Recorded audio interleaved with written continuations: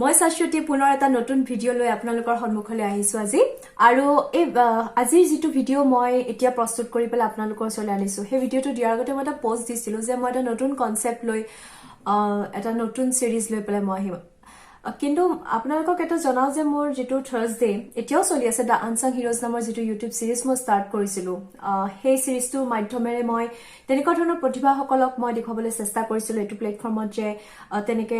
তেওঁলোকে যাতে আগলৈ এটা ভাল স্থান পাব পাৰে বা তেওঁলোকক আপোনালোকে চিনি পায় আপোনালোকৰ লগতে আৰু বহুজনে চিনি পায়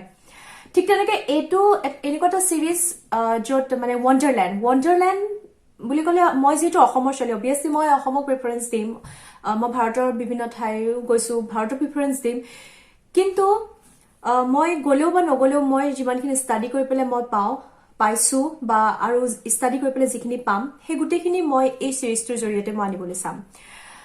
গ্ৰেট পাৰ্সনালিটিজ হ'ব পাৰে বিভিন্ন ধৰণৰ মানুহক আমি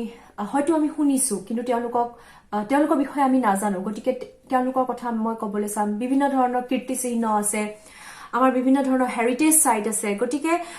অসম ভাৰত বা এতিয়া ধৰক মই এষ্টনিয়াৰ কথা অলৰেডি আপোনালোকে গমে পাইছে মোৰ ভিডিওজ বিলাক চাই পেলাই কিন্তু this series is not related to only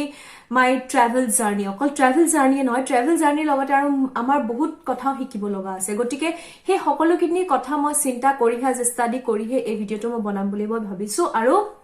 সেইকাৰণে মই এই সিৰিজটোত আজি যেটো খণ্ড হেতু হৈছে দ্য মনুমেন্ট স্পিক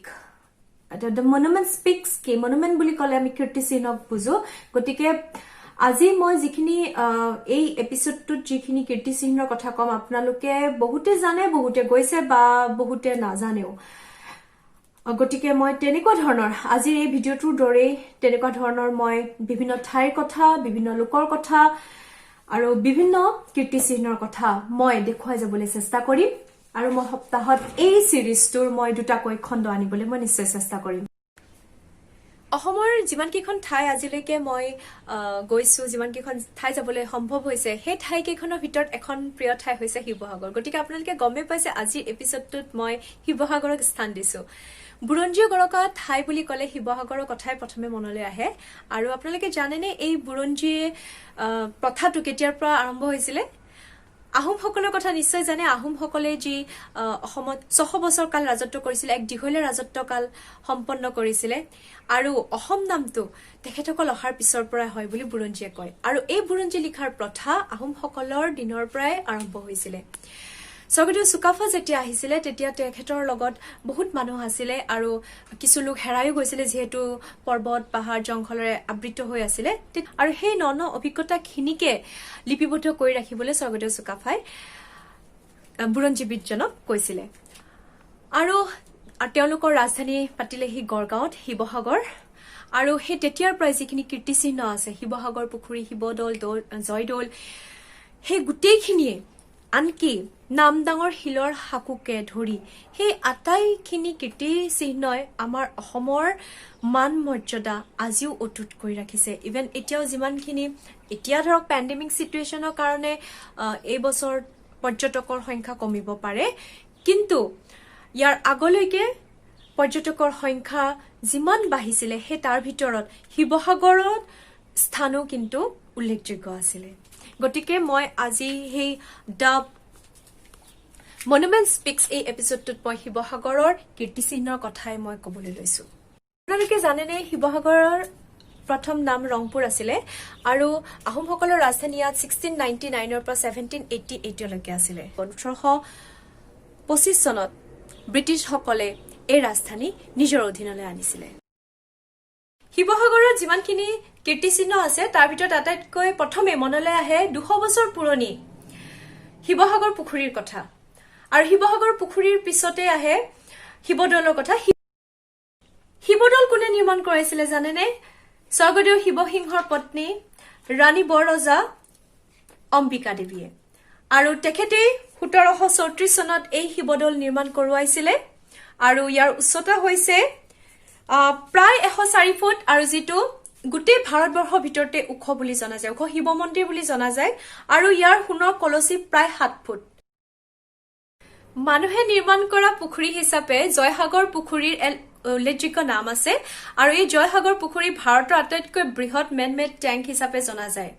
1697 চনত এই জয়সাগৰ পুখুৰী নিৰ্মাণ কৰোৱাইছিলে স্বৰ্গদেউ ৰুদ্ৰসিংহদেৱে মাতৃ জয়মতী কুঁৱৰীৰ এই স্মৃতিত জয়সাগৰ পুখুৰীৰ পাৰতে আছে শিৱদৌল বিষ্ণুদৌল আৰু দেৱীদৌল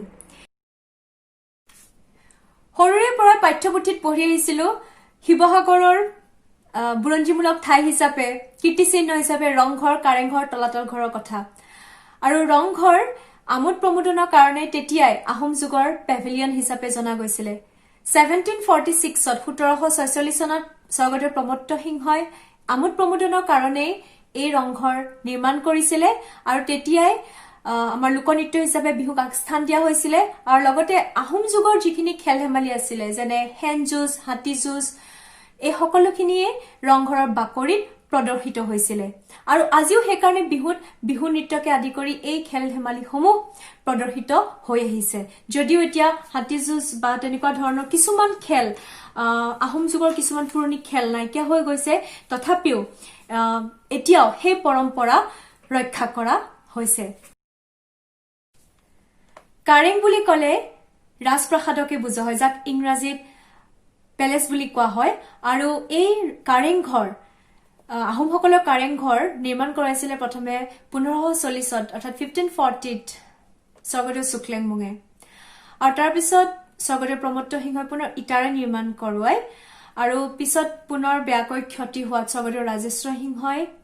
1752 1752 শকত পুনৰ এই কাৰেংঘৰৰ নিৰ্মাণ কৰোৱাইছিল অসমৰ স্থাপত্যৰ সুন্দৰ নিদৰ্শন হৈছে আহোমসকলৰ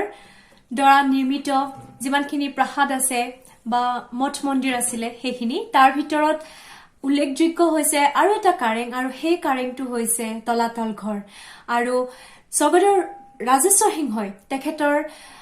ৰাজত্ব কালত এই তলাতল ঘৰৰ নিৰ্মাণ কৰোৱাইছিলে আপোনালোকে জানেনে তলাতল ঘৰটো কেইমহলীয়া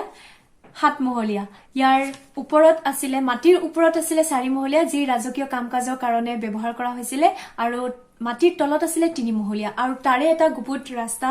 যুদ্ধৰ সময়ত ব্যৱহাৰ কৰা হৈছিল যি দিখৌ নৈৰ লগত সংলগ্ন আছিল আৰু মাটিৰ তলত থকা ঘৰকেইটা কোঠাকেইটা সাধাৰণতে লগোৱা বা ভৰাল আৰু অস্ত্ৰ-শস্ত্ৰৰ কাৰণে ব্যৱহাৰ কৰা হৈছিল যেহেতু মই অকমান আগতে উল্লেখ কৰিছিলো যে ই সৈনিক বাহৰ আছিল আৰু এই নিৰ্মাণ শৈলী সঁচাকৈ মন কৰিবলগীয়া কাৰণ আজিৰ দৰে যিদৰে সিমেন্ট ইটা বালি আজিকালি যিমানখিনি পোৱা যায় হেয়া তেনেকুৱা কোনো ধৰণৰ নিৰ্মাণ শৈলীত হেতু সময়ত ব্যৱহাৰ কৰা হোৱা নাছিল বা উপলব্ধই নাছিল হেতু সময়ত যিমানখিনি থলুৱা সামগ্ৰী যেনে মাটিমাহ বৰালি মাছ হাঁহৰ কণী এই সকলোখিনিৰে মিশ্ৰণত যি এক আঠা প্ৰস্তুত হৈছিল হে তাৰে আহোমসকলৰ দিনৰ সেই ৰাজপ্ৰাসাদখিনি বা মঠ মন্দিৰ ইত্যাদি নিৰ্মাণ কৰা হৈছিল আৰু সেই কাৰণে আজিও সেইখিনি অটুট আছে গতিকে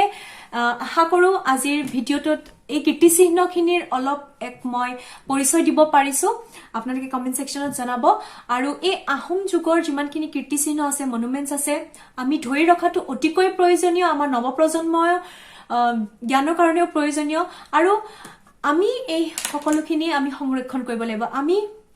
এই কীৰ্তিচিহ্নখিনিৰ কথা আমি জনাব লাগিব নহয় জানো গতিকে মই জাস্ট মোৰ এই এপিসোডৰ জৰিয়তে মই চেষ্টা কৰিছো অসমৰ কীৰ্তিচিহ্নখিনি যেহেতু মই অসমৰ ছোৱালী অসমৰ কীৰ্তিচিহ্নখিনি আপোনালোকৰ জৰিয়তে আৰু আন 10 জনক মই জনাবলৈ চেষ্টা কৰিছো এনেকুৱা ধৰণৰ বহুত কথা এনেকুৱা ধৰণৰ বহুত কীৰ্তিচিহ্ন মনুমেন্টছৰ কথা লৈ পেলাই মই আহিম পুনৰ মই নতুন এটা খণ্ড লৈ পেলাই আহিম আশা কৰো আপোনালোকে আজি ভিডিঅটো চাই ভাল পালে কমেন্ট সেকশনত জনাব আৰু শেয়াৰ কৰিবলৈ নাপাহৰিব লাইক কৰিব আৰু যদি সাবস্ক্ৰাইব কৰা নাই সাবস্ক্ৰাইব কৰিব আজিলৈ আহিছো নমস্কাৰ ভালদৰে থাকিব জয় আই অসম